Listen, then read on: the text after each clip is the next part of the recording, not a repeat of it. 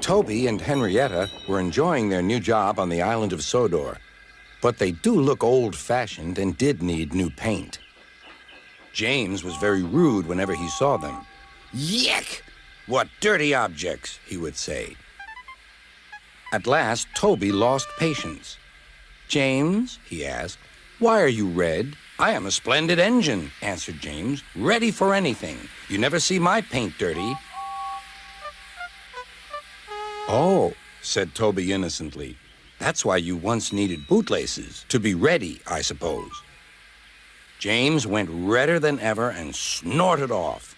It was such an insult to be reminded of the time a bootlace had been used to mend a hole in his coaches.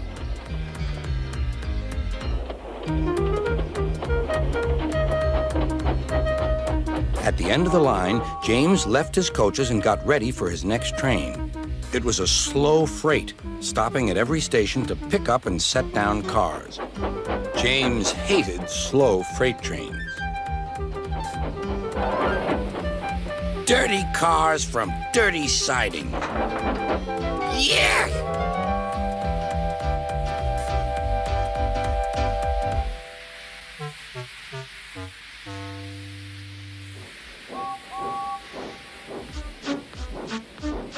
Starting with only a few, he picked up more and more cars at each station till he had a long train.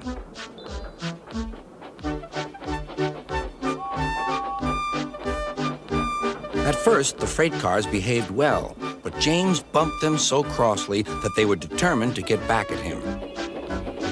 Presently, they approached the top of Gordon's Hill. Heavy freight trains halt here to set their brakes.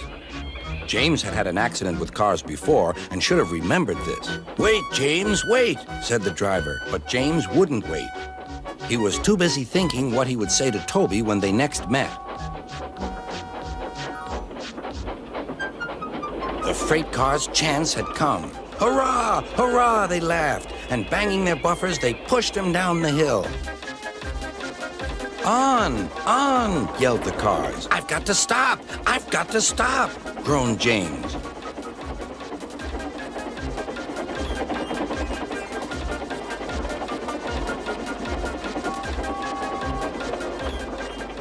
Disaster lay ahead.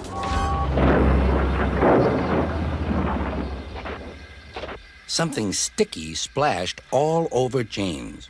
He had run into 2 tar wagons and was black from smokebox to cab. He was more dirty than hurt. But the tar wagons and some cars were all to pieces.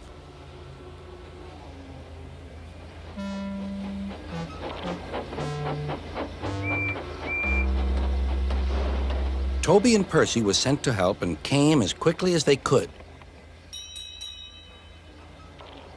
"Look here, Percy," exclaimed Toby. "Whatever is that dirty object? That's James, didn't you know?" "It's James's shape," said Toby. "But James is a splendid red engine, and you never see his paint dirty." James pretended he hadn't heard.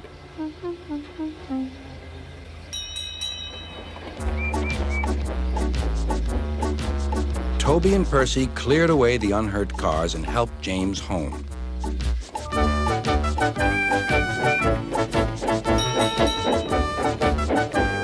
Sir Topham Hatt met them. "Well done, Percy and Toby." He turned to James. "Fancy letting your cars run away.